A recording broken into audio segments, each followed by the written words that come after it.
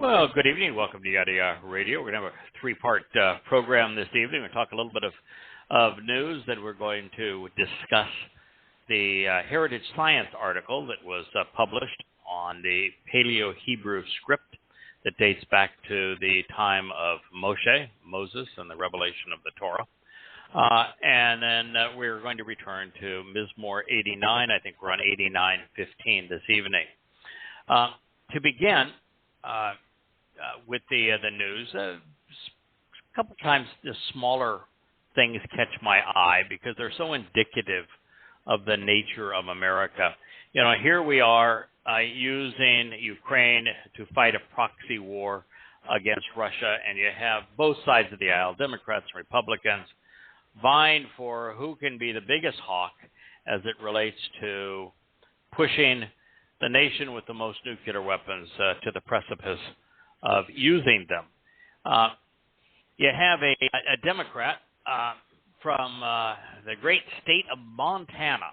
He beat the incumbent Republican because he accused the incumbent Republican of being too close to lobbyists, and that he said he was going to hold himself to a rigorous ethics standard. And, of course, to set himself up to be rigorous in his ethics, he is on the Senate Armed Forces Defense Appropriation Committee. Now, can you imagine being on a committee that would be less susceptible to your constituents, who you have never met, who are not even in your state, sending you money? Well, that's what's happened.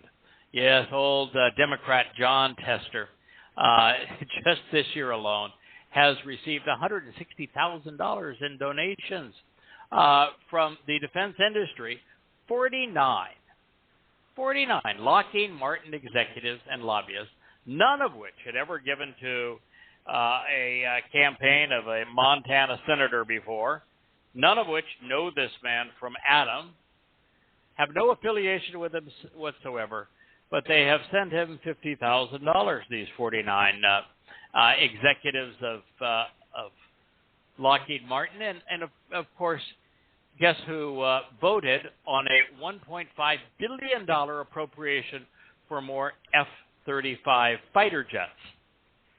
Let me guess. Him?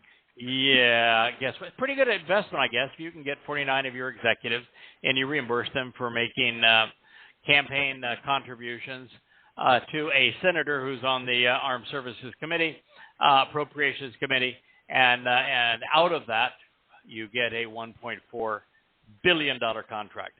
Washington is such an ethical place. We have major problems in Israel now. The northern part of what's called the West Bank, Judea and Samaria, particularly Samaria, is being riddled with terrorists. What's happened is that was the head of the PLO and Palestinian Authority.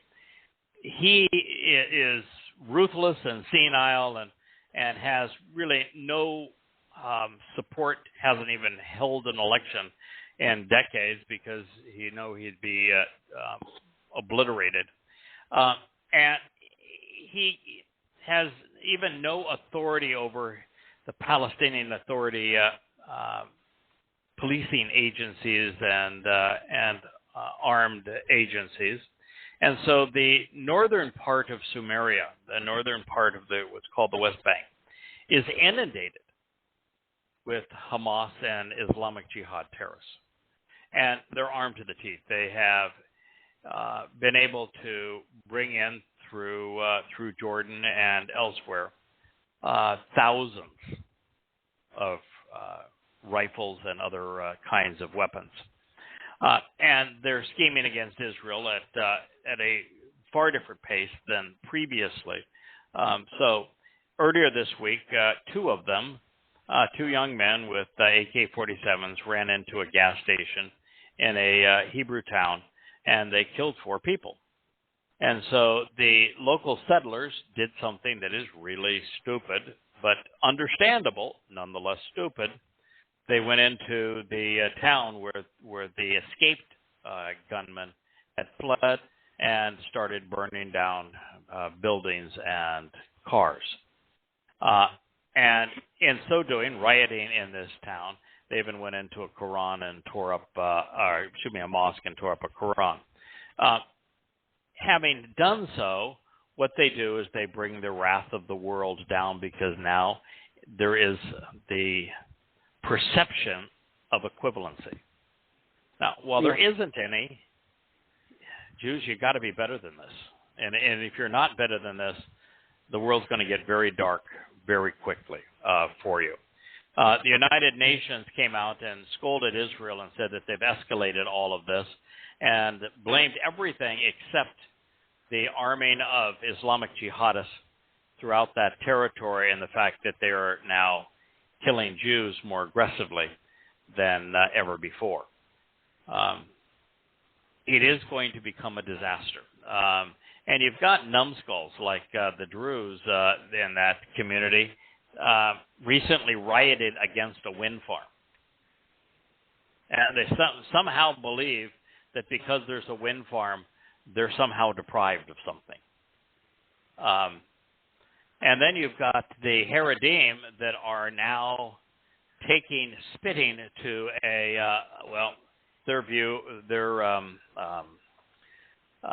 way of demonstrating that they're as banned as anybody, even though they won't serve in the IDF. They've taken to making spit their weapon of choice. And they're spitting on Armenian priests, Christian priests. Now, we don't have any favoritism here towards any religion, hate them all. Right. But to go around and spitting on Christian priests and to have it orchestrated and condoned by a huge swath of Jews. And they condone it because they say, well, they're involved in missionary tactics, and that this is a Jewish state, and they have no rights to perform missionary work. But the Armenian church does do missionary work, never has. There are some Jewish organizations that are missionaries, mostly Messianic. But to spit on them, and there was a conference that just a musical production that one of the Messianic groups wanted to hold. And they rioted against them, the heralding did. If you do that, Jews, you're going to bring the world down on you. You're not saving and protecting your Jewish state. You are assuring that the whole world turns against you. You present yourselves as under the stereotypes that caused Jews to be so abused throughout Europe. So this is a real tragic turning point in the way that Pakistanians are responding and the way that Jews are responding to them.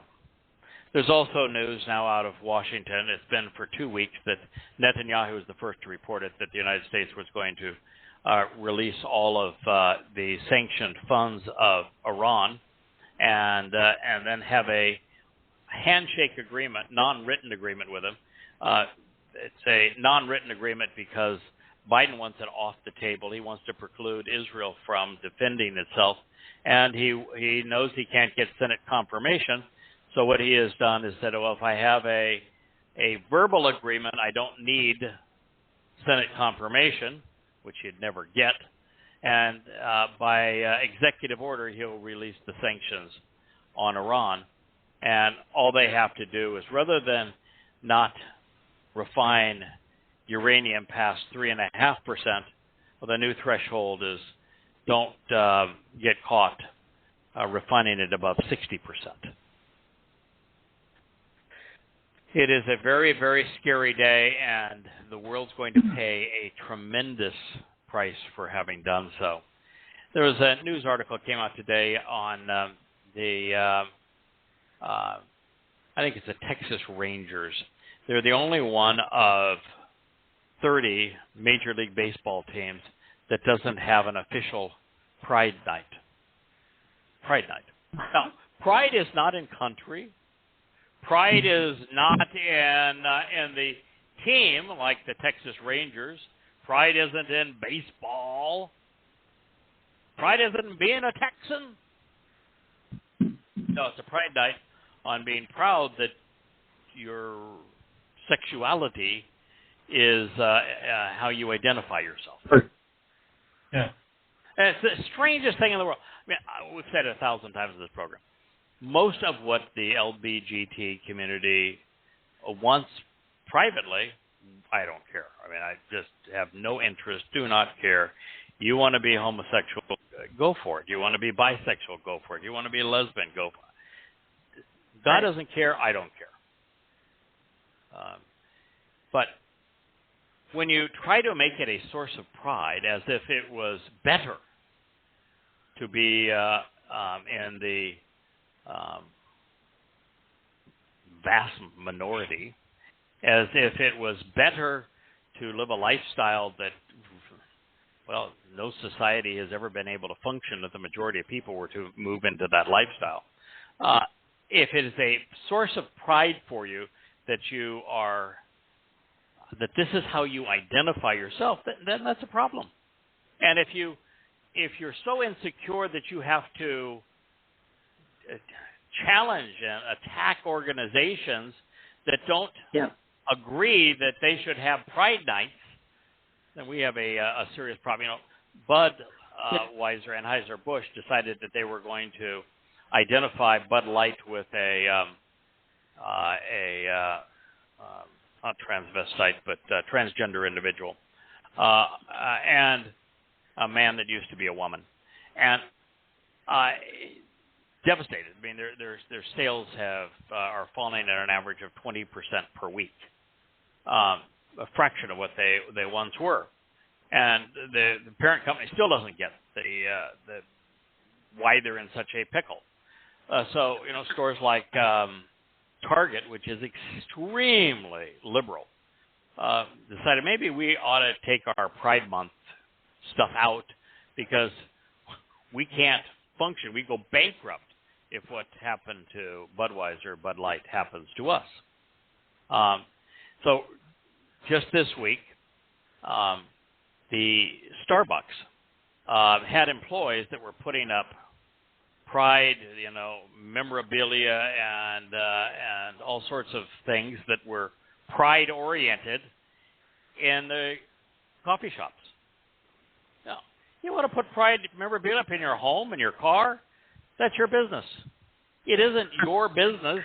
You're being paid to serve coffee to do it in a Starbucks. And so management policy is, you know, this is not a political institution. It's a business to serve coffee, make people feel comfortable, not uncomfortable.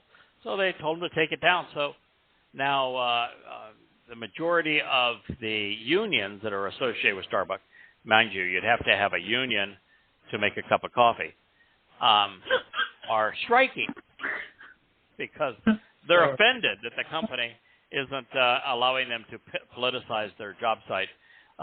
And not smart enough to recognize what happened the last time that somebody tried to do this sort of thing. There's a big hubbub online now about the most vocal conspiracy theories and theorists on things like vaccines. Now, Dr. Jeff and I have done a reasonably deep dive on the history of the various vaccines that have been made around the world, particularly the mRNA vaccines like Pfizer's vaccine. And the negative consequences are in the range of 1 in 1,000 to between 1 in 1,000 and 1 in 2,000, which is exceedingly low, particularly for a vaccine that didn't have much time for testing. And so while the vaccine became ineffective, the virus outfoxed it tremendously over time. Initially when we were dealing with Delta, and Delta as a contributor to comorbidities was fairly lethal. There's no doubt that this vaccine took the edge off of it and stopped the spread of the Delta variation, and probably saved, maybe 10, 15 million lives around the world. It helped me when I got it, notably. Yeah, so, I mean, I was still vaccinated, and we avoided Delta.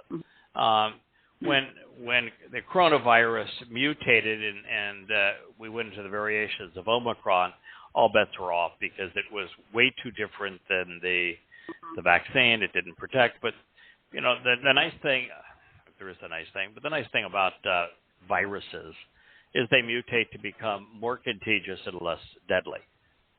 They can't live outside of a host. They don't want to kill the host. And so they become less deadly and more contagious. And so after a while, you just figured out you're going to get it, and you're going to get it as long as it continues to mutate through the population. You and your family had it last week. I had it about 2 months ago.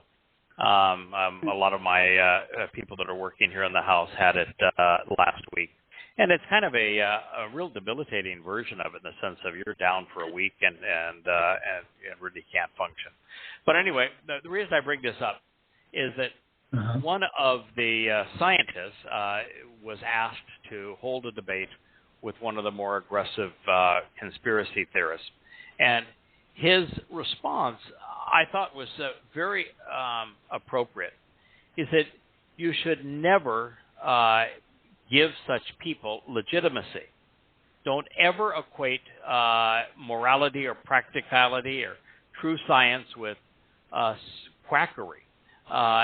This is a professor of microbiology and immunology at Cornell. He says, just by appearing with these people, you give them stature that implies that they are equivalent, and they are not. Yeah, worth it. No. So I thought that was actually a brilliant retort to why you don't debate conspiracy theorists.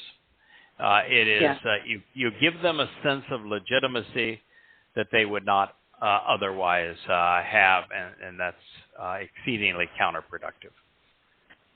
All right, Kirk, I know I sent you a copy of this. You've had a chance to study it a bit, but I'm going to read what I wrote about this because I think it is about as succinct as I can say it, and then we'll have a discussion.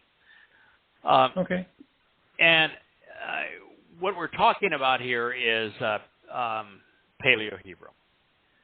A year ago at this time, well, let me just read what I wrote because it'll cover all of it.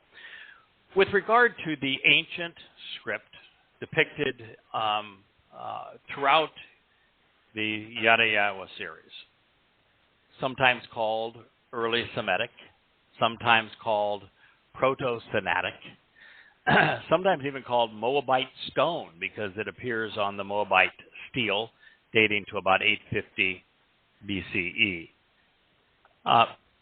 The timing of this rewrite that I did of the chapter in which my charts appear in an introduction to God was fortuitous because we now have extant evidence of the use of this ancient script in the form of a lead tablet dating to the Late Bronze Age.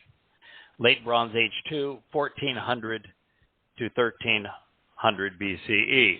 Dee, you are the timeline queen. What was the end of the Exodus? When did the children of Israel enter the Promised Land? It was 40 years after 1447, so 1487, if my math is correct. 1407 BCE. Oh, yeah, I went backwards. This date is 1400 BCE. We have writing using this form of lettering. more than just proving the existence of the Hebrew alphabet, this tablet's age, location in which it was found, the message which was written on it, are all consistent with something Moshe said to the children of Israel in Devarim, Deuteronomy 11, 26 through 32. The essence of that was, when you enter the Promised Land, you're going to cross the Jordan, and when you cross the Jordan, there's going to be two mountains. And what we want you to do is to split between the two mountains and emphasize the importance of this lesson. That if you listen to and act upon the instructions and guidance of Yahweh, you will be blessed. And if you choose to ignore the instructions and directions of Yahweh, you will be cursed. Mount Ebal was the mountain where those who were to yell back, if we ignore the instructions and guidance of Yahweh, we will be cursed. This story then is repeated as it actually plays out in the book of Joshua, confirmed by Joshua ben Nun and Joshua 8:30 through 35. And the parallels are unmistakable. The world first became aware of this lead tablet on Thursday, March 24th, 2022, when archaeologists led by Dr. Scott Stripling, and by the way, we covered it that next day on Friday. Scott Stripling and his team of scholars from the Associates for Biblical Research held a videotaped press conference at the Lanier Theological Library in Houston, and they announced a discovery of enormous consequence. Should their findings be proven accurate through the publication of a peer-reviewed scientific journal article, the discovery of the lead tablet from the altar atop Mount Ebal, dating to the time of Joshua, when the children of Israel first entered the Promised Land, will ultimately rival the importance of the Dead Sea Scrolls. Indeed. Wow. Should they demonstrate the existence of the ancient Hebrew script, which is that pictographic script, inside the folded tablet, it will not only offer an amazing validation of the earliest phonetic alphabet and an irrefutable affirmation of the entry into the Promised Land at the conclusion of the Exodus, it will validate something foundational to the Torah, while also obliterating the arrogant and ungodly theories suggesting that the Torah was written by a committee comprised of the Jahwist, the Elohist, the Deuteronomist, and the priestly sources between 950 and 450 BCE, as opposed to by Moshe between 1448 and 1408 BCE. Those scholastic theories will be destroyed, since they were based largely upon the refuted notion that written Hebrew did not exist at the time. After watching the ABR news conference and then reading several articles written about it, I recall presenting the findings during the next episode of Yada Yahowah Radio, but very careful at that time to note that they had not yet proven their case through a peer-reviewed scientific publication. The implications were enormous because they validate much of what I had written throughout the 30 volumes of Yada Yahowah about the ancient script, and they would invalidate, of course, the scholastic theories opposing them. And there was every reason to conclude that Dr. Stripling's assessments were accurate. The altar atop Mount Ebal was built exactly where, how, and when the Torah proclaims. The message conveyed in the tablet matches that the Torah said would be proclaimed in this very time and place. Everything was consistent, affirming the same story from the same style of letters matching what was expected, the vocabulary used, the message conveyed, the paleography dating to the correct period, the age of the very lead of which that tablet was comprised, the location of the mine in which it came out of and the date that mine operated, the age, location, and nature of the site in which it was unearthed, the accompanying pottery shards.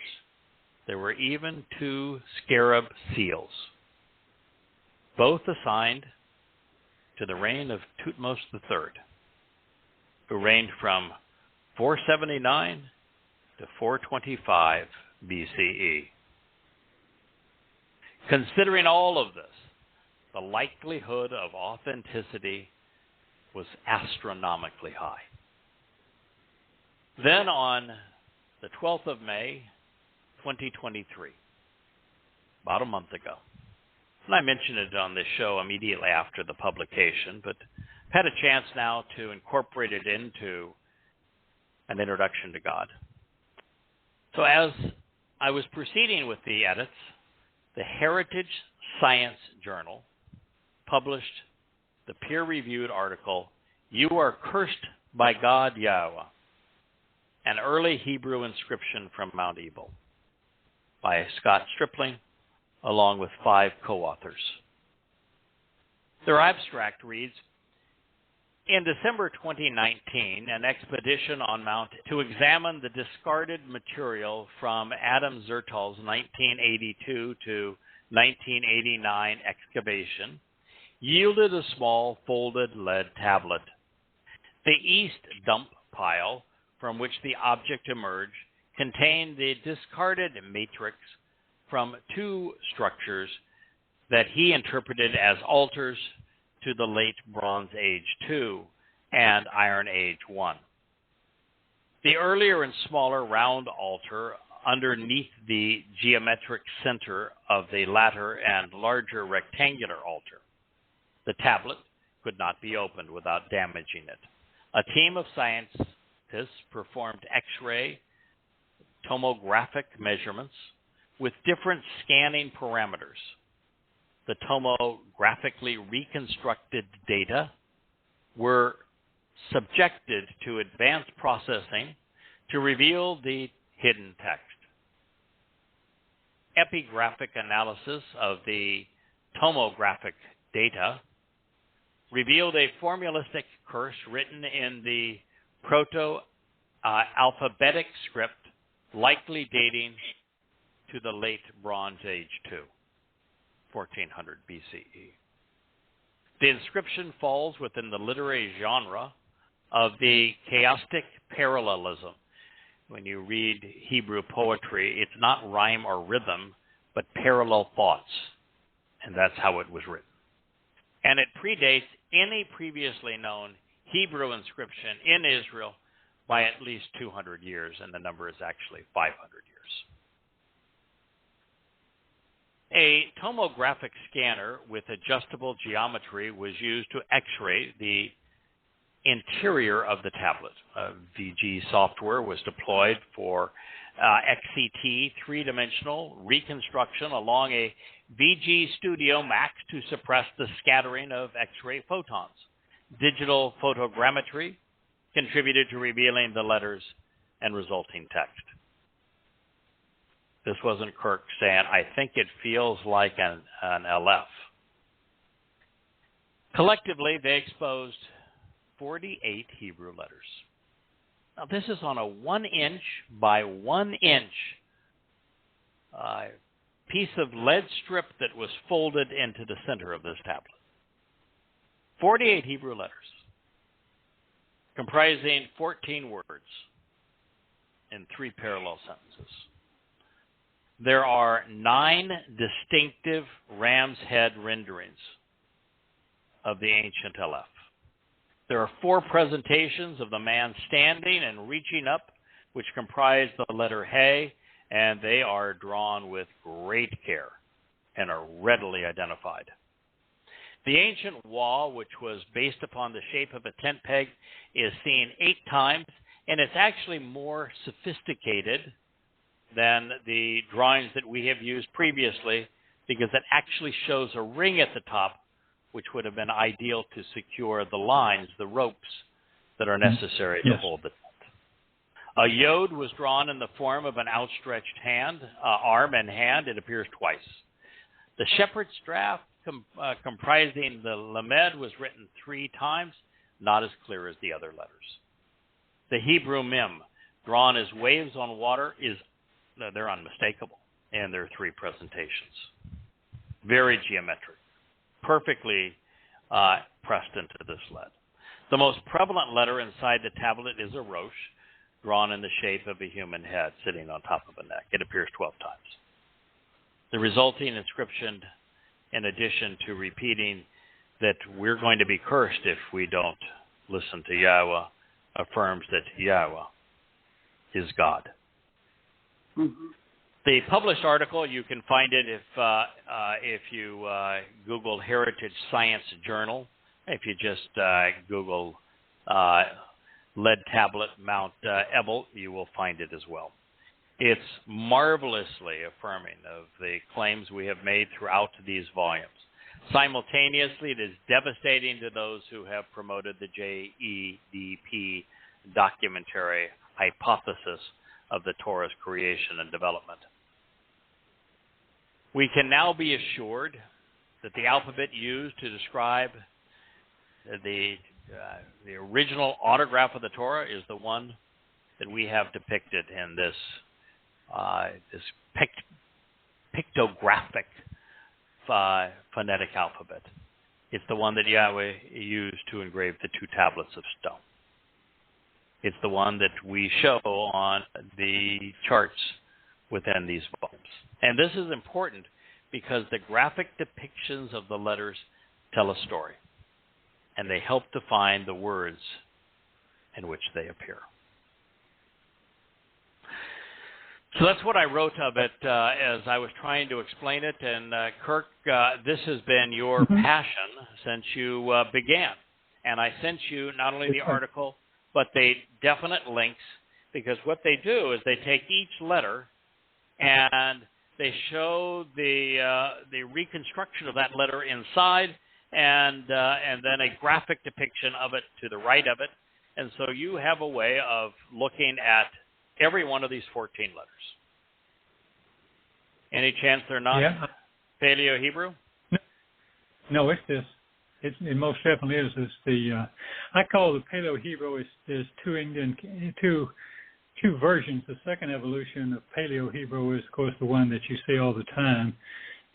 There's a lot of evidence of that one. Some of those are very similar to these as well. But the one that we use, the more ancient of the 2, those are all found. They're all pretty much all found here. But like you say, the Wah, I hate to give up the old Wah, because it is such a pretty one. If you picture it in his name with the hands, the increase with the hands reaching up to the mother and father. Well, I thought it was so symbolic. It means increase, but it's not.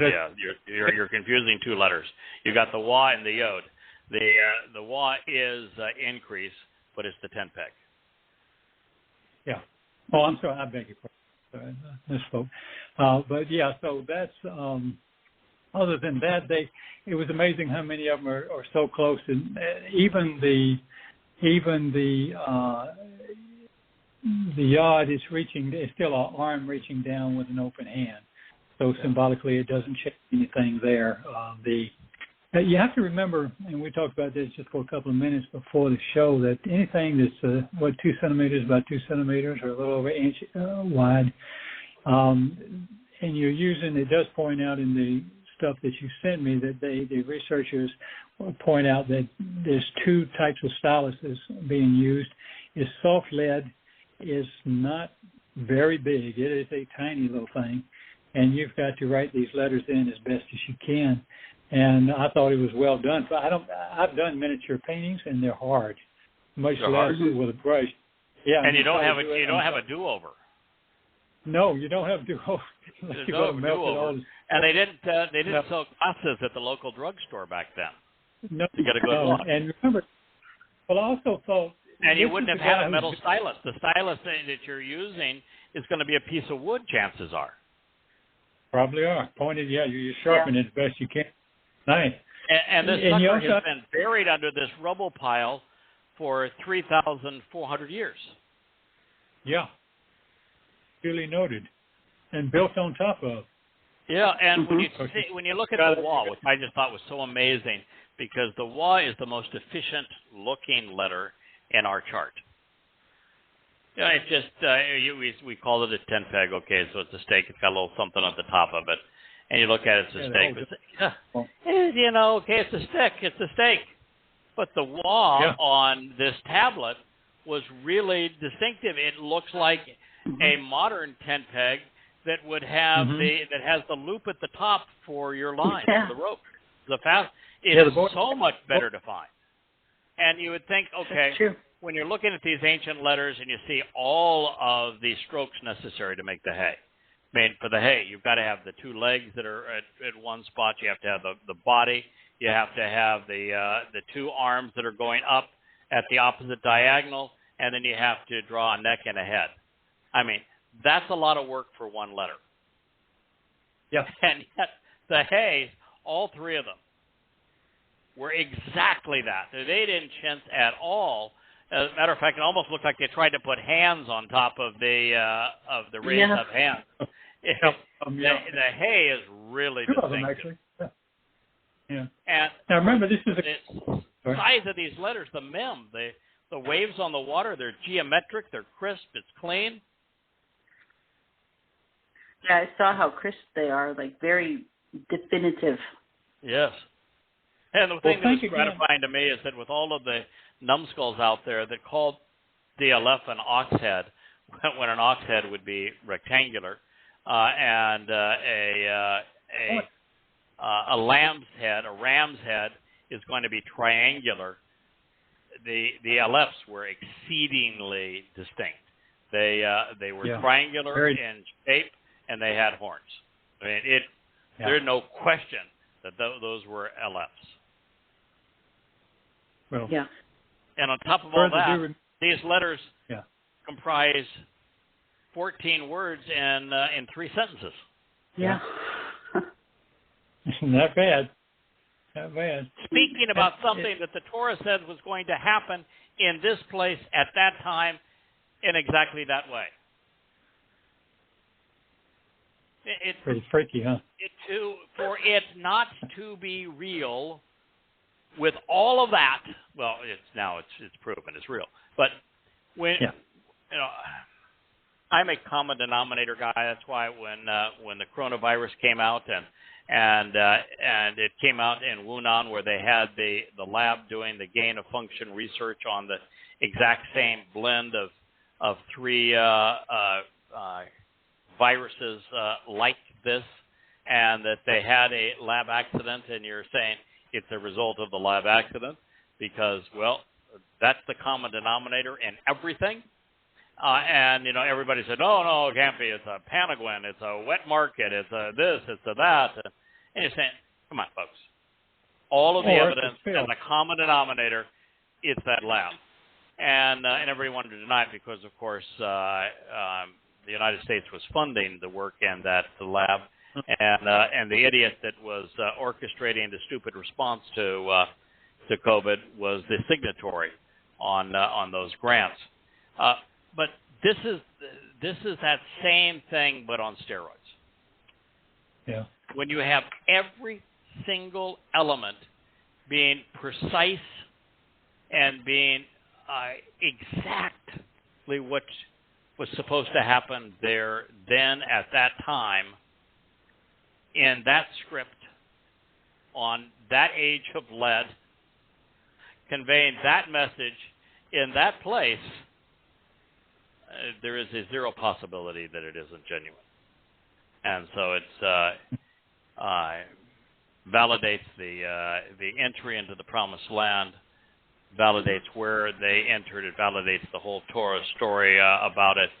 Validates Yahweh's name. It validates the existence of written Hebrew, particularly as the first phonetic alphabet. I like that it gives us a clue as to which pharaoh was involved. I need to ask y'all both a question. It struck me as so it's like an overwhelming find. Let me ask you something. Yeah, I encourage everyone to read it. I just have two other items in the news, and we'll go back to our story. One is that after sending his Secretary of State, Vilken, into China to try to reset American relations because they're at an all-time low, China's effectively working to undermine the United States around the world, and is much more effective around the world now than the United States is. And they said, okay, we're going to try to communicate a little better. That next day, our idiot-in-chief comes out and likens Z to a dictator. Now, you and I can say, yeah, he's a communist. The Communist Party he's elected among the communists. The communists represent such a small group, and they only nominate one person. So, yeah, okay, so he's a dictator. You don't say that if you're begging for better relations. All right, how in the world can the man be that stupid? And then he comes out the next day and say, yeah, I am convinced that Russia and Putin are on the cusp of using nuclear weapons. It's a very real threat, and we are very concerned about the threat of Russia using nuclear weapons. This was right after Putin, and you should, I would recommend everyone do this. Check out that interview.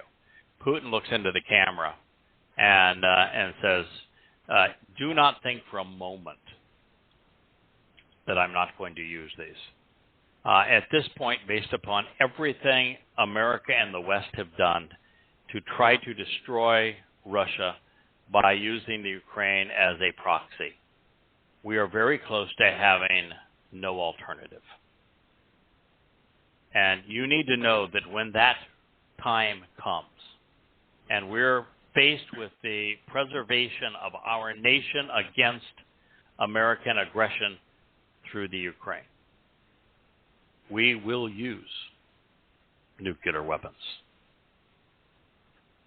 My wife is a bit of an expert on facial tells and the whole ability to determine whether or not somebody is telling the truth as they're going through these kinds of things. Her assessment was the same as mine. He is absolutely telling you the truth. It is exactly what we said was going to happen. In fact, it is inevitable. That is where that war is going to lead. All right, boys and girls, would you have anything else to add to this before we go into back to the 89th Mizmowr? Can I ask one question of you two? Sure. Mm-hmm. Why is it that Joshua ben Nun didn't know that you couldn't say Yahweh if all those claims are true? Funny. Yeah. That's a good one. I mean, he was the protege of Moshe. So I think Moshe would have told him and said, for God's sake, man, don't say Yahweh. Don't say Yahweh. So I want you to have such respect for the name. It's so sacred that you need to be calling him Hashem. And he said, okay, so why are there like 5,000 Yahwehs in the Torah? Well, don't do what I say, not what I do. Yeah.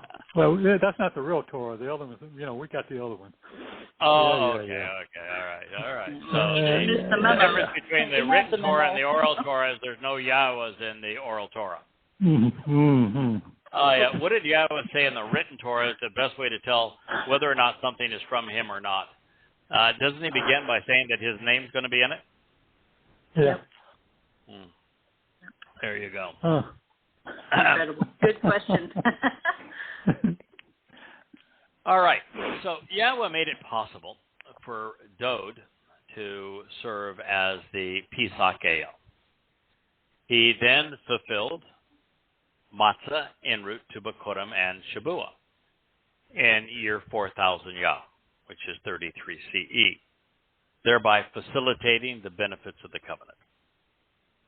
He would enable Israelites to immortalize and perfect their souls, enriching and empowering covenant members in the process. And because he has done this, we have become the living expression of Taruw'ah. That's the 5th Miqra. I was approached by Yahowah on Taruw'ah in 2001. And my life, and now the lives of many of those who are part of the covenant family as a result of this research, have been consumed by professing the purpose of Taruw'ah. Consumed in the most positive possible way, exceedingly devoted to it, where we are living for the opportunity to be Yahowah's and Dowd's heralds, proclaiming the news of their return on Kippurim in 2033, which is 6,000 Yah. And so as Dowd's heralds, as the voice calling out, calling people to Yahowah's and Dowd's Kippurim Day of Reconciliation's return, Mizmowr 89:15 gets very close to home. Delighted to show the way because blessed. Ashri. Happy to reveal the proper path to the relationship. Treated favorably. From Asher, enjoying the benefits of the relationship by having shown the steps to walk to get the most out of life. And Annie, which is first person expression, me. This first word is rather important. It happened to be the first word that Dowd wrote in his first psalm. It is also the first word that I translated 22 years ago that began all of this. Delighted to show the way because blessed. Ha'am are the people, the family, who are aware of and acknowledge Yada Taruw'ah. Trumpets, the 5th of 7 Miqra, the time to expose corruption while sharing the truth, crying out in alarm and shouting for joy, blowing the shofar to announce the upcoming harvest of souls and Dowd's return. Who walk halak with the light into your presence, Yahowah. Ba'or paneh ata. We spent an entire program on Mizmowr 89:3. Maybe even better part of 2. Mizmowr Psalms 89:15 is, you have a business card, you have a resume. My resume. Mm-hmm. My business card. This is what it says. Good Yada is responsible for doing the best he can on Taruw'ah. See Mizmowr 89:15. This is our calling. This is who we are.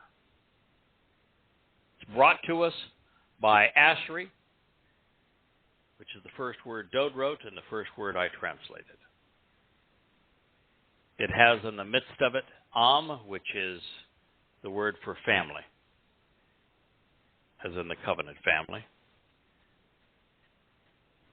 The verb is Yada, is the name that we chose to write under for the first dozen years, but beyond that, it's the verb that serves as the title of all 30 of the series of books, Yada Yahowah. And now this is Yada Taruw'ah.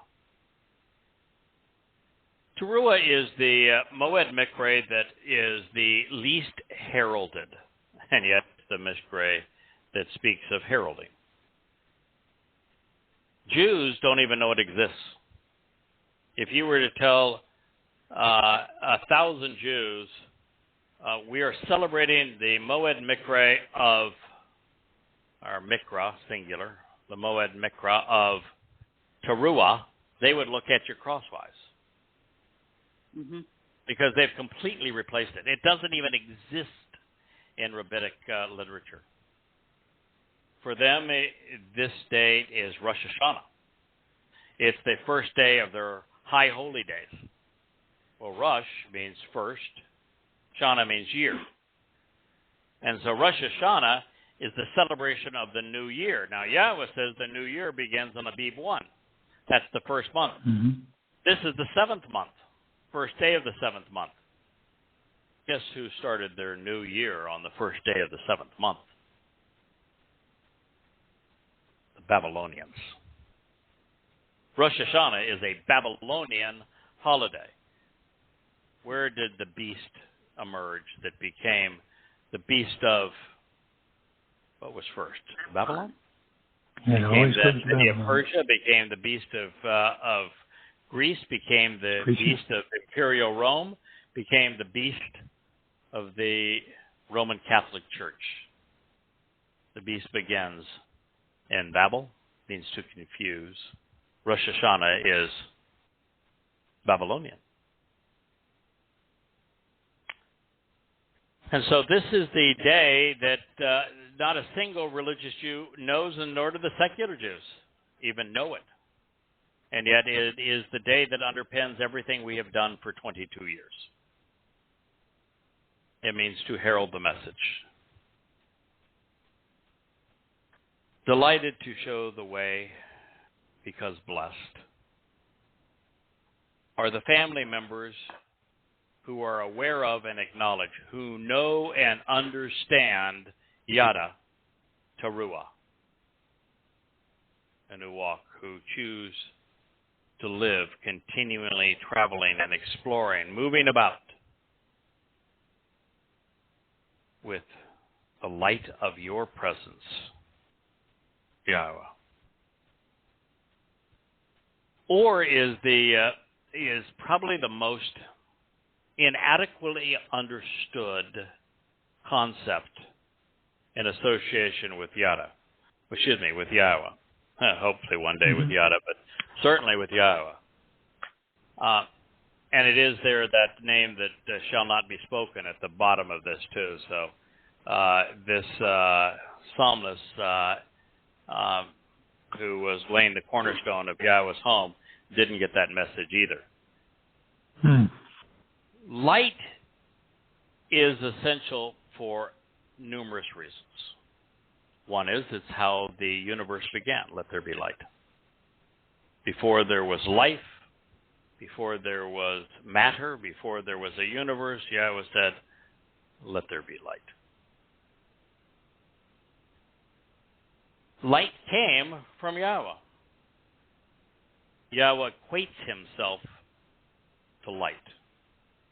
Where there is light, there is no darkness. Light isn't the opposite of darkness. It eliminates darkness. Yep. Light is the best example of being released in time, of being liberated in time. Because on a photon of light, all time exists.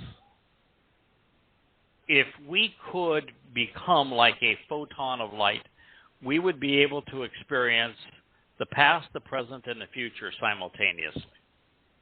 Light explains how Yahweh is able to witness our future and our past, and to report to us what our choices will lead to in our future, in our past, and have it written down so that when those things come true as he has seen them, not predicted them, has actually witnessed them, we have absolute proof that he exists outside of the constraints of time and therefore can be trusted, as can his witness. Light is the essence of prophecy, past, present, and future. It's the essence of life, it's the essence of creation. It is the closest thing to Yahweh. It is eternal. It is the universal constant.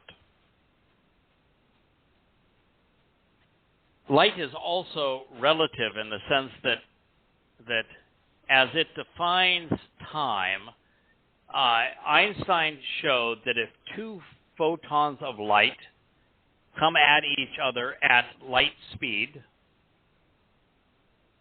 that the closing rate is not twice the speed of light, but instead the speed of light. And what he explained is that time is therefore relative to the place where it is viewed. So that, for example, if you were on a photon of light, time would not move. But if you were watching that photon of light, time would move at a rate that was determined by how big, how large the mass was around you of matter, or how fast you were moving, or how much energy existed in your presence. The more energy, the more mass, the more time slows. You know, time moves much more quickly on Earth than it does on our satellites that are traveling very fast. Time moves much more swiftly on Earth than it does on the sun. And because at the time of the Big Bang, you had the most possible amount of energy and velocity as well, time slowed, and we can actually measure how much it slowed because of the microwave background radiation that can still be heard and measured from the Big Bang, which is a term, by the way, that Yahowah uses in his Bereshith account. And so we know that relative to a clock on Earth, the time slowed by 10 to the 12th power. If you divide 14 billion years measured here on Earth by 10 to the 12th power, what do you get? 6 24-hour days. So 6 24-hour days of creation happens to be exactly the same. Of course. It's 14 billion years when compared to the relative positions of Earth, which didn't even exist at the time, and being at the point of creation. All of that is conveyed by light, which is Yahweh's nature. Light tells us what's going to happen to us when we are fully Shabuw'ahed, when we are enriched and empowered by God, enlightened by Him, because we become immortal and perfect as we are transformed from a physical being to an energy-based being akin to light. So that's the message that we're conveying. That is how we are announcing that if you celebrate as a family and are aware of and understand Taruw'ah, that you get to travel into Yahweh's presence as light. Incredible. And while that's a powerful message, consider the fact that this was written 3,000 years ago. Yeah. And over that 3,000 years, no one prior to what we are doing here has been able to explain this. It said, this is what this means. It is being fulfilled in your listening. It is who we are. It is the mission that we were given. So here in the midst of Dowd's song, in the single most powerful prophecy ever given, this song that where Yahweh expresses all of the accolades and achievements of his son, the Messiah and King, Savior, Dowd. He has an announcement that explains how that message is going to be voiced and heralded so that it reaches his people at the right time, so that a remnant will return to Yahweh when he returns on Yom Kippurim, which is the next Mow'ed Miqra after this, which is why we're heralding this message now, so that it will be observed and celebrated on Yom Kippurim when Yahweh and Dowd return to reconcile the relationship with Israel. It's powerful. It is. Yes. Yeah, one of the most extraordinary presentations in the most extraordinary prophecy in Psalm. This is who we are. It is what we do. It is what we know. And the more we learn as Taruw'ah's troubadours, the more we realize that we are not only following in Dowd's footsteps as he fulfilled the first four Moedim, but we are also announcing his return on Kippurim. And this is what we experience, especially when we are enlightened by Dowd's Mizmowr, many of which serve as the ultimate expression of Taruw'ah.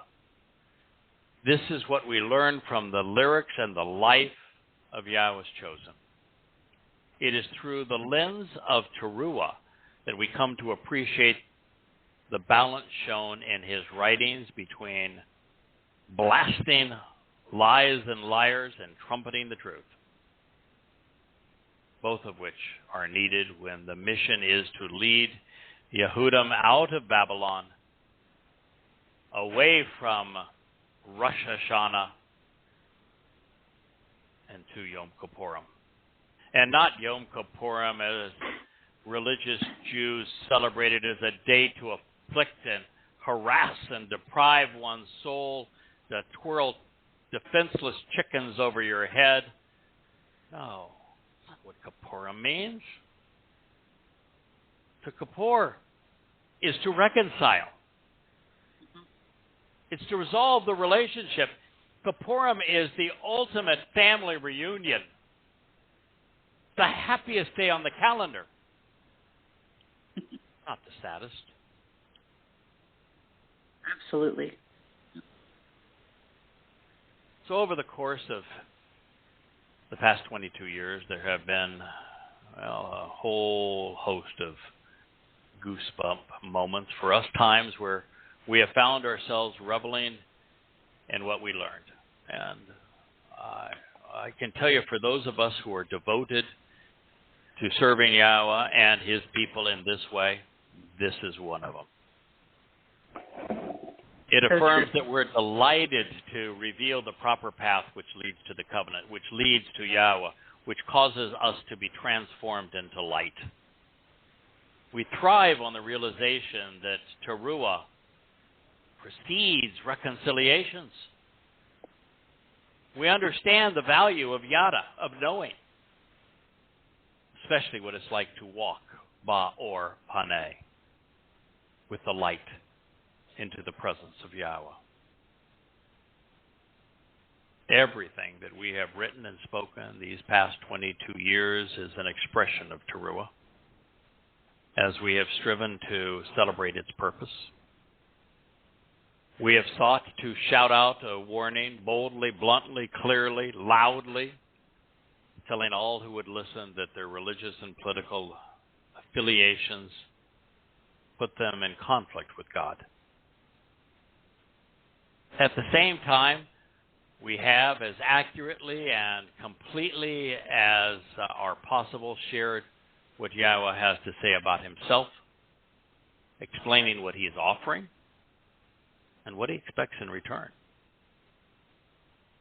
This is the essence of Taruw'ah, the very reason we are called to celebrate it on the first day of the 7th month each year. And let us not lose sight of the fact that it was because of Asher and 2 Samuel 7 that we came to Yada know all of this. The one word led to all of the words that were written thereafter. This is the Halak path that we walked with the Or light that we were given into the very presence of Yahweh. Mizmowr 89:15 has transitioned from comparing Yahweh to Dowd to celebrating our calling and purpose. One has led to another.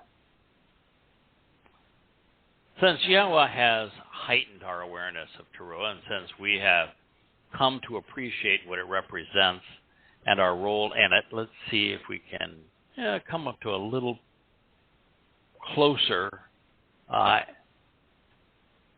determination of its timing.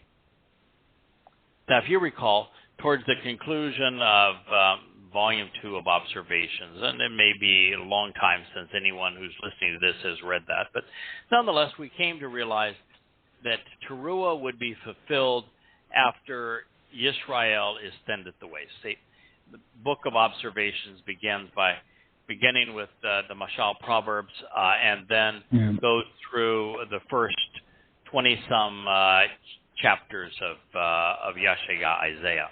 And it follows what God has to say. And you find that in the 17th and 18th chapters of Yeshaya, that during the time of Jacob's troubles, that Israel will be thinned at the waist, and that after that treaty is affirmed with many nations, where effectively Israel is forced to accept the two-state solution, which will be her undoing.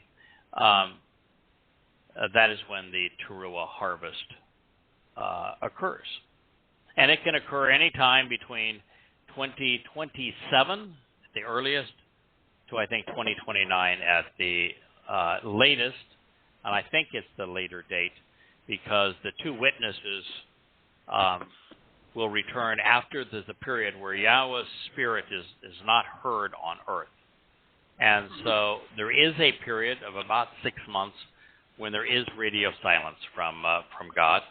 And then Elia and the second witness, in all likelihood, Yada, will arrive on Pesach in 2030. And so the hope is that the Taruw'ah Harvest, sorry for those of you who want to get out of Dodge sooner rather than later, will be on 2029, which gives us the maximum opportunity to share this message with the most Yahuwdym and Goyim absolutely possible. Yeah. We have all of eternity to celebrate our reunion and our being transformed into light into Yahweh's presence, but we don't have all eternity to awaken Yisrael to come back home. We only have a decade left. Yeah. I think it is just looking for likelihoods. That's my whole brain works on making these kind of connections where you say, okay, why is this here? And when you think that this is this whole song exists to tell all who would listen that Dowd David is the Son of God, that Dowd David is the Messiah, that he is the returning King of Sukkah, of Yisrael, of the universe, that he is Yahweh's chosen, that he is God's firstborn, that he is our Savior, that when he returns, he will be Elyon, essentially God. as we all will be, as God's sons and daughters, but he more than the rest of us.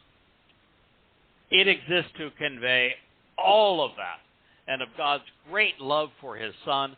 And then Yahweh said, don't even think of the stupidity of replacement theology, like that I am saying all of this about Dowd, my son, the Messiah, the King, the Savior, and that it's somehow somebody else. Because if you say that, you're making me out to be a liar. Don't do that. In the midst of what is the cornerstone of Yahweh's family home that was revealed in year 3000 Yah, to have this interlude that said that really the great blessing is those who come to know and understand and acknowledge the purpose of Taruw'ah.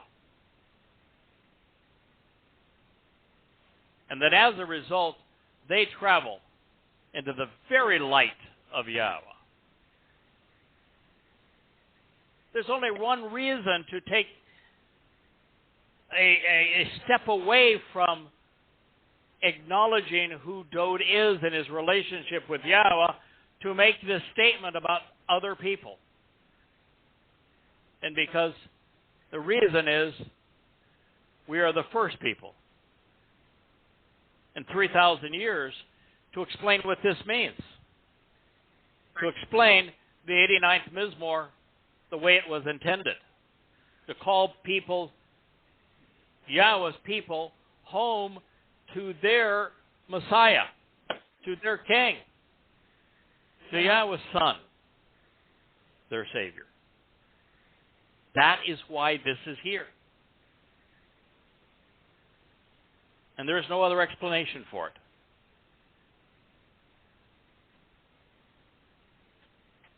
Interesting enough, we were afforded another clue relative to the timing of Taruw'ah, because Taruw'ah ultimately is a harvest as well.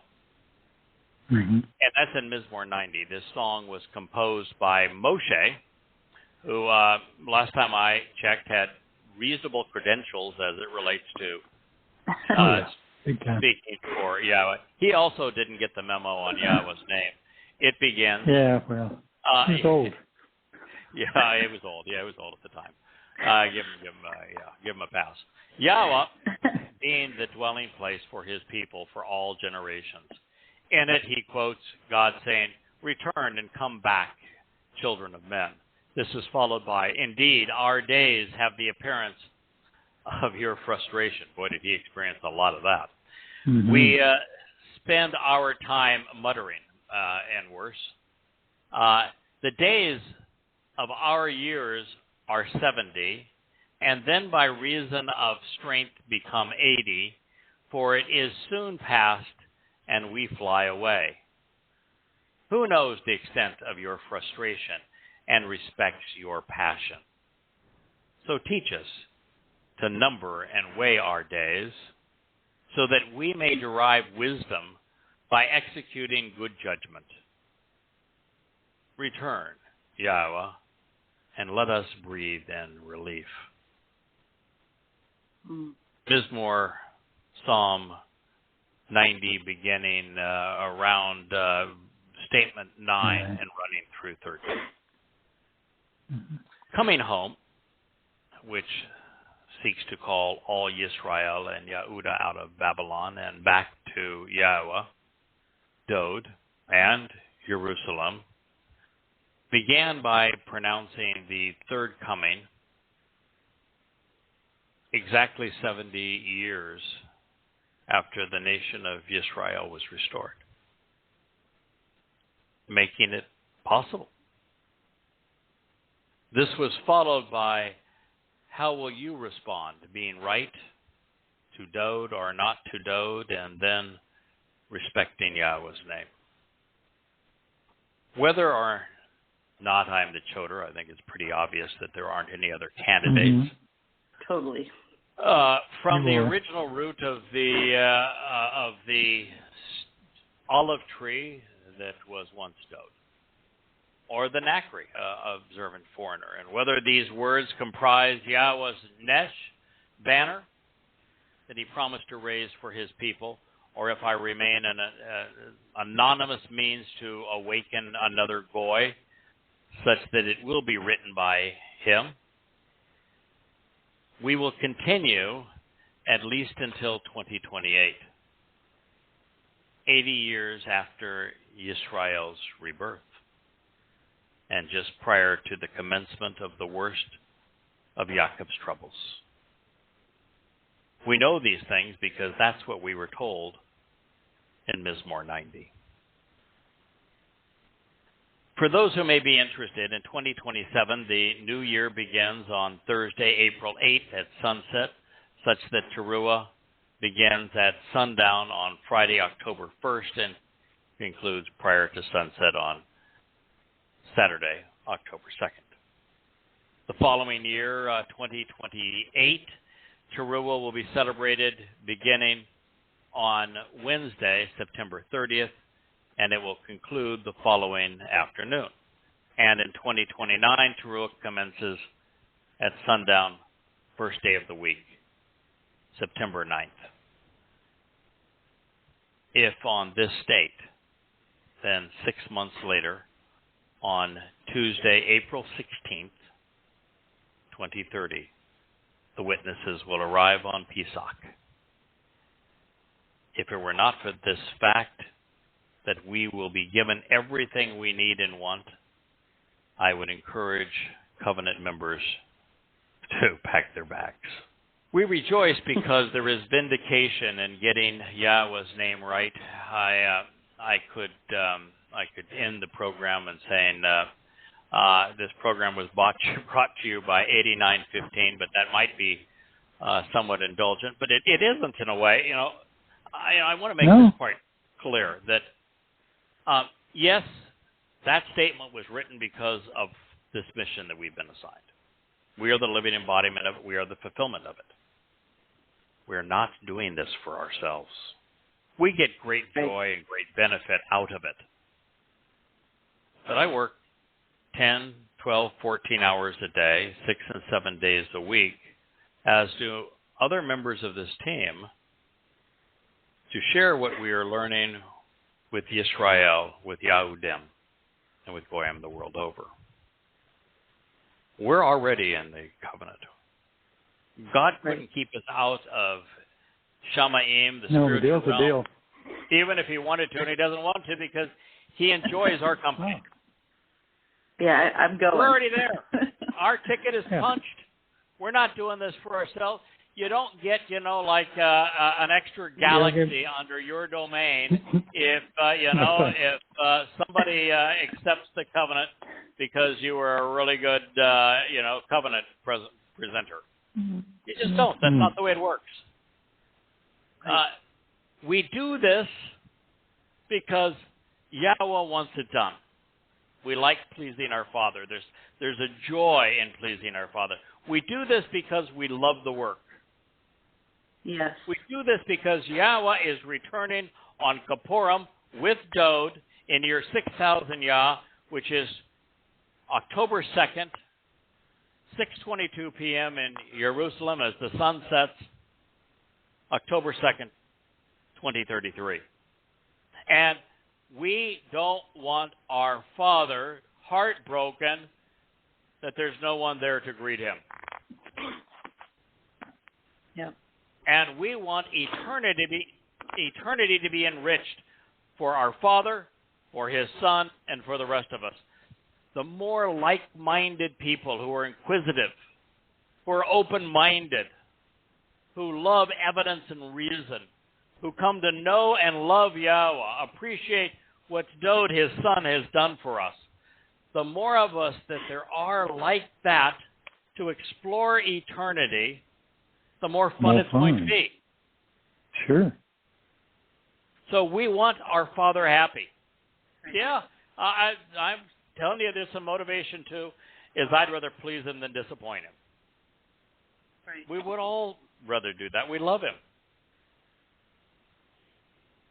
And so we do this for him. We do this for his son. His son deserves better. He's been denied by his people. He has been completely rejected by Goyim as they robbed him to create the mythical misnomer named Jesus. Dowd deserves better. Yahowah deserves our love and respect. And there's such a wonderful reward for the remnant of Yisrael and Yahuwdym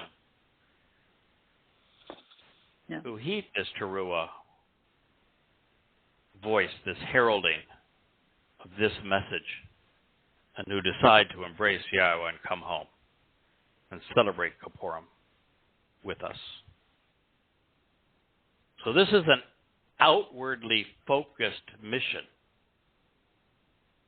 So it may be identifying us, but it's focused on you. In your name, they rejoice every day. And in your justice and vindication by being right, they are lifted on high. Well, that's true. There is never a bad day in translating Yahweh's words and drawing insights from it and sharing his message. Never a bad day. Always wonderful days. No, never. And we rejoice, we celebrate these favorable circumstances. We are enthusiastic. Probably noticed that already. Just a little. Yeah, point of view, this verb, ba, shem, ata, and then rejoice, which is gil, was written in the call imperfect, paragogic. A sense of genuine enthusiasm on an ongoing basis that is genuine, called imperfect, paragogic. Every day, hayom, all the time. And in your sense of right and wrong, speaking of Yahowah, in your ability to vindicate, your ability to validate, just the joy of being right about something that is so vitally important, God.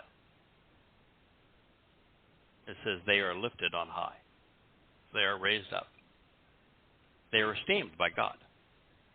He does. He values his children.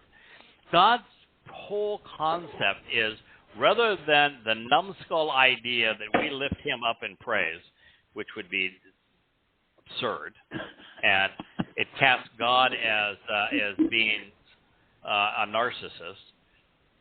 God's view is, I'm the father, you're the kid. My job is to lift you up. My job is to raise you. It's a whole conversation in 2 Samuel 7, where Dowd says, I need to build a house. I need to build a house for God. I just got to do that. And God says, what are you kidding? I don't want you to build a house for me. My job is to build your house. And in your house, you're going to have a wonderful throne. I'm going to bring you back not only once, but twice more. My job is to do this for you. I'm the dad. That's what he's saying here.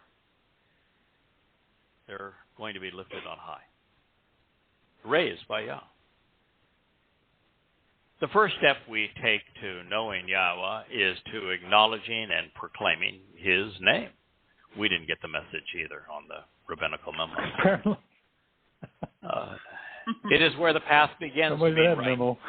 And, if you're in Israel, nobody says the name. That has to stop. If you're not among those who knows and uses and proclaims, understands his name, you are not going to be among that remnant. Right. It is essential. It's not optional. Saying this true. Yeah. And it is not hard to know how to pronounce. If you can say Torah, you can pronounce Yahowah.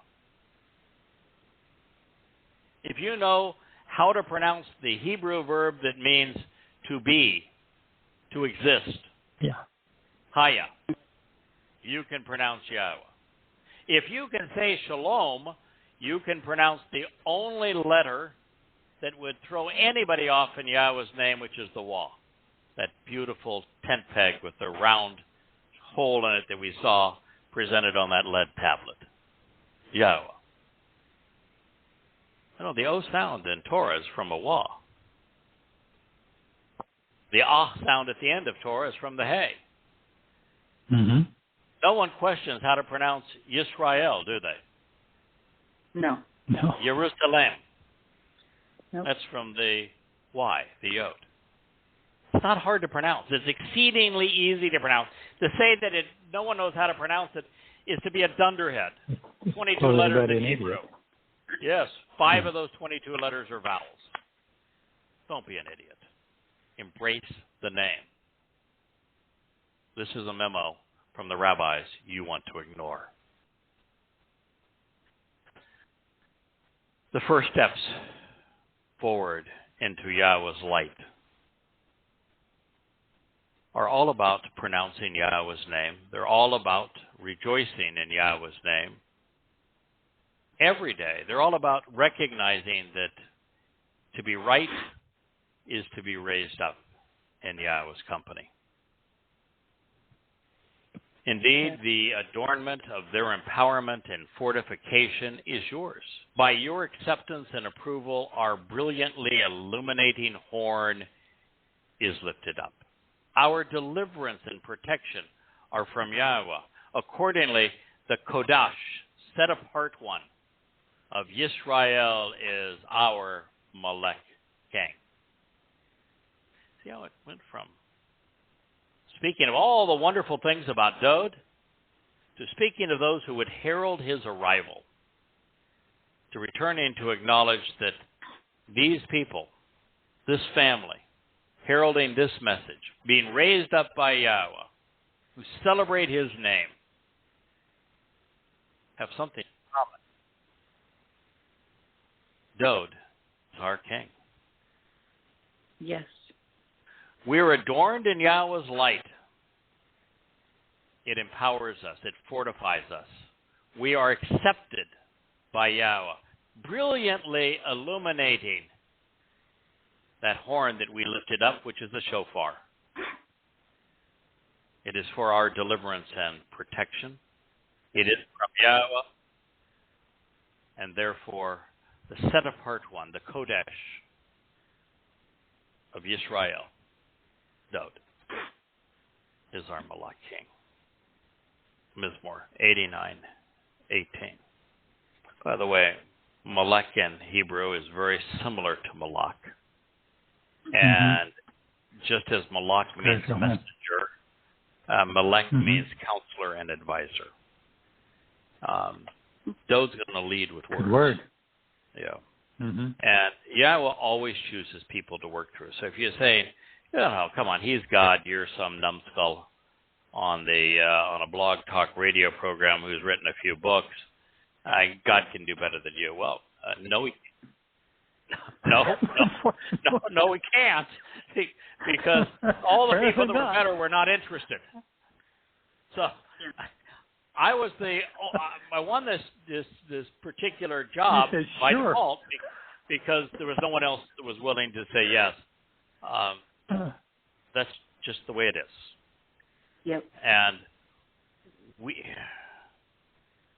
are all here to invite you to the same reality.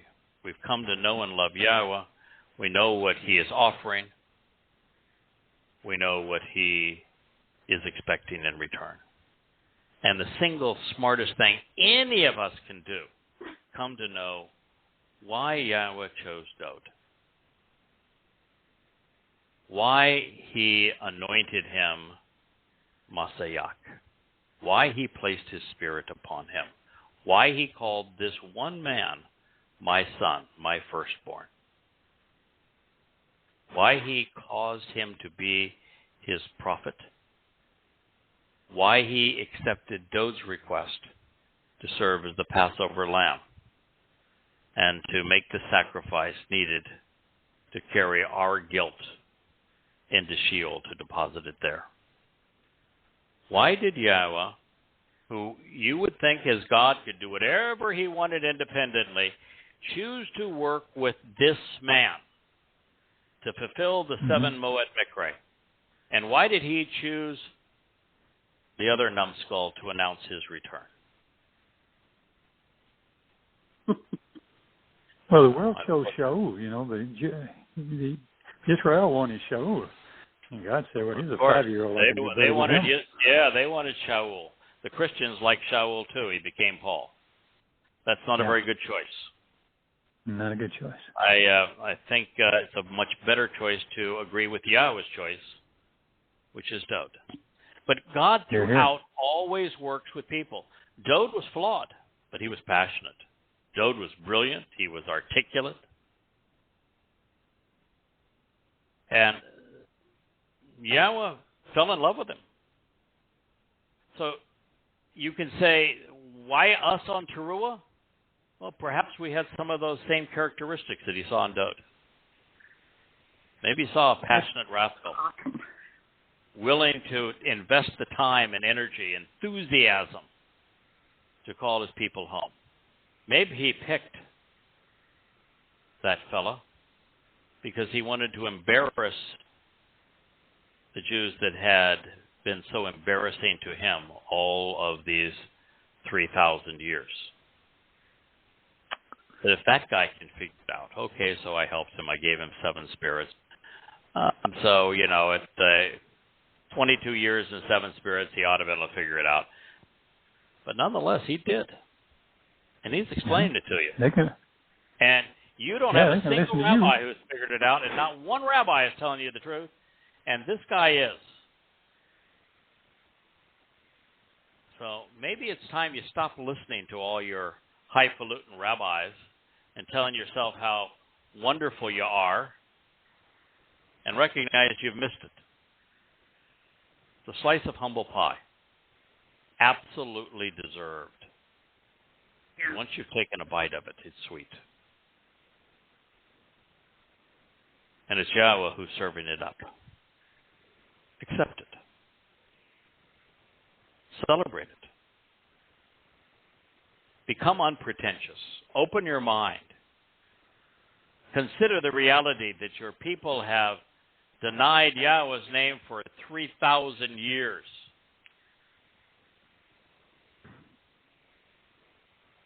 That you've denied his Torah teaching. You call your Talmud the Torah now. Rather than listening to Yah, you listen to rabbis. Yeah. Time, you change. You don't have much time left. Things are not working out real well for you, in case you haven't noticed. And they're about to get much worse. This defiance of Yahweh, this propensity to be religious, this overwhelming zeal to be political, left or right, has put Israel at the crossroads of destruction. And things are going to fall apart very, very quickly. Stop being so stubborn. Stop celebrating Rosh Hashanah. Listen to the voice of Taruw'ah. Toss away that rabbinical memo that said you can't say Yahweh's name. Start there. I would encourage you to read what we're sharing with you right now. This volume will be, may already be published, but it'll be published, if not very, very soon. It's the rewrite of Coming Home, Volume 1. Read it.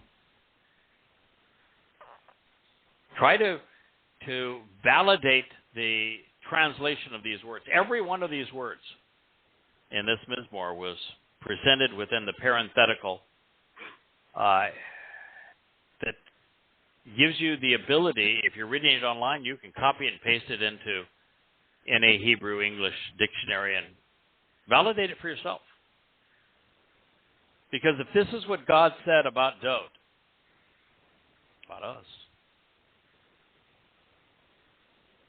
then you don't have much time to change your attitude and thinking. Throw away the damn Star of David. He doesn't have one. Oh, yeah. That's Bar Kokhba's star. Start paying attention to what Yahweh said. Toss away that 9-light menorah. It's a piece of trash. Yep. Yahweh says 7 lights. start celebrating the Mow'ed Miqra as they were intended. Recognize that it isn't 7 days of Passover. It's 7 days of Chag Matzah, of which Passover is the first day. The difference is night and day. The difference is life and death. The difference is Shamayim or Sheol. Mm-hmm. Understand who was the firstborn of firstborn children and why he earned that position after fulfilling Pesach and Matzah. And understand where that leads, which is Shabuw'ahed, to be enriched and empowered by God, so that we can now Taruw'ah and join us. Yeah. Join us. Be part of the rising chorus singing Dowd's song. Well, we've gone way past our open broadcast period. We're still having recorded. Most people listen to the archive, so this may be a good place to end tonight's program on one of the most powerful messages we could possibly share, not only in terms of the validation of the original alphabet that was used to describe the Torah, and not only describe the Torah and convey this message that we're communicating to you, but to validate the historicity of the Torah itself,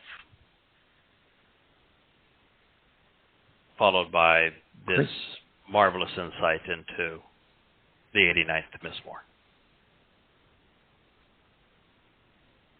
Well, Kirk and Dee, I know, Dee, you have company at home. This is a busy time for you. You're just getting over another bout with Corona. And Kirk, you had a pretty horrible bout with your back last week, but you're all better now.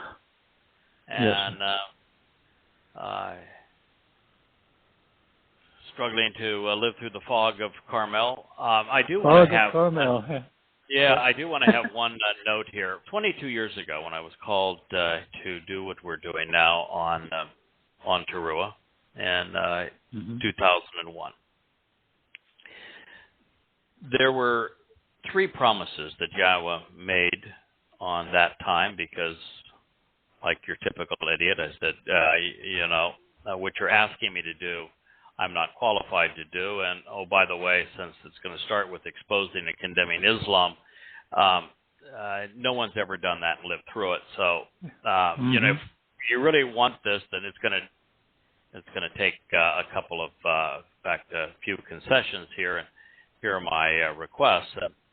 And Yahowah said, okay, yeah, I'm good with all that. Reach into your pocket and you'll find my answer. I reached into my pocket that day, and the 91st Psalm, Mizmowr, was there.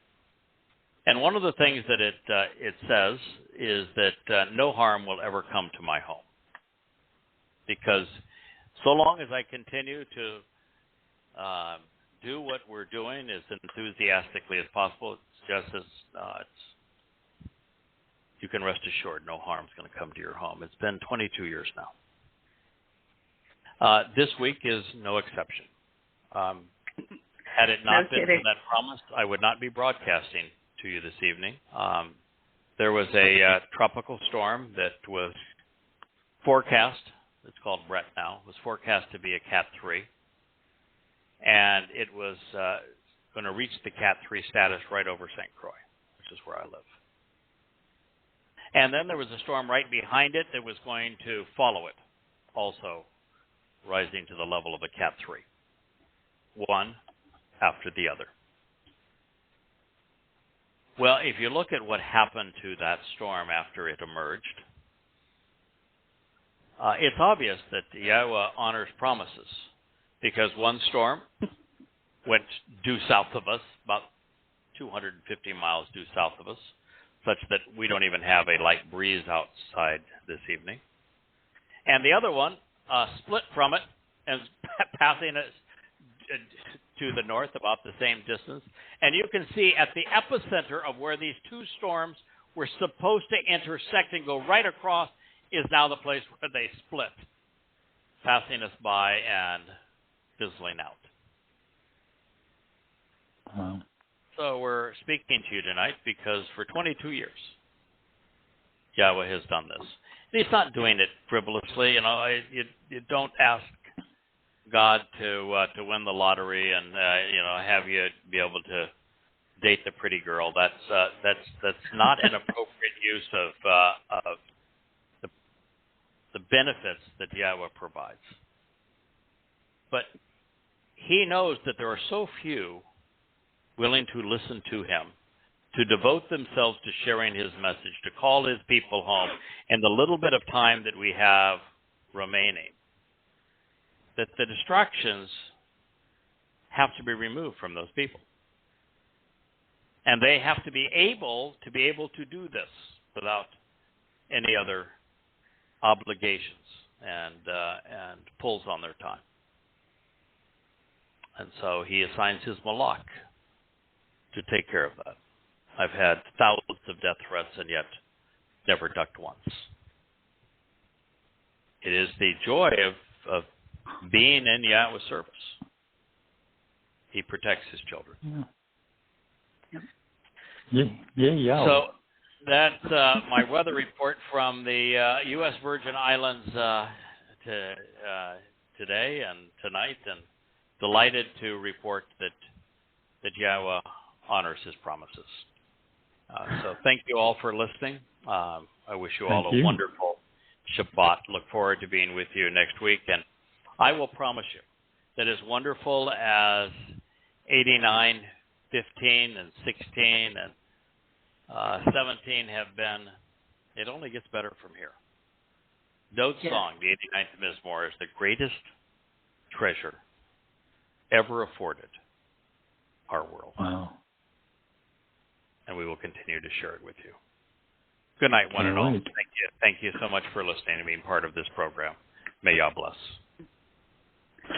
Thank you, and Shabbat Shalom. Shabbat Shalom. Night, Kurt.